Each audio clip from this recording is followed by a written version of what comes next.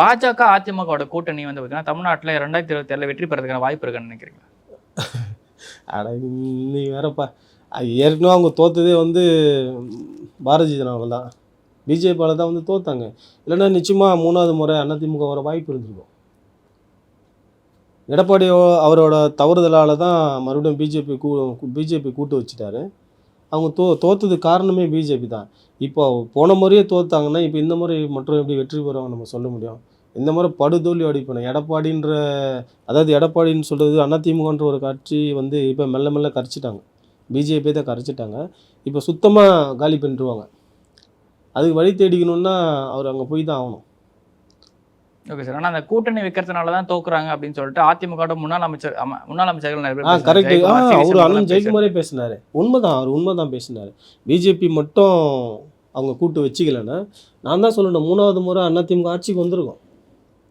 இப்போ திமுக கூட ஆட்சிக்கு வந்ததுன்னா, அது வந்து முழுக்க முழுக்க அவர் தளபதி இப்போது இந்நாள் முதல்வரோட உழைப்பு நிறைய இருந்தால் நிறைய நடைப்பயணங்கள் பண்ணார். கட்சி போயிட்டு சேரி தோறும், ஊர் தோறும், கிராமந்தோறும் உசுப்புனார். நடைப்பயணம் கிட்ட நீதி பேரணின்னு ஒன்று நடத்தினார்ல, அதன் மூலிமா அவர் கடுமையான உழைச்சி தான் அந்த கடுமையான உழைப்பில் தான் வந்து திராவிட முன்னேற்ற கழகம் ஆட்சிக்கு வர முடிஞ்சது. அதுக்கு அவங்க தொண்டர்கள்லாம் நல்லா ஒத்துழைப்பு கொடுத்தாங்க. அவர் ஸ்டாலினோட பெரிய உழைப்பு தான் வந்து ஆட்சியில் உட்கார்ந்தது.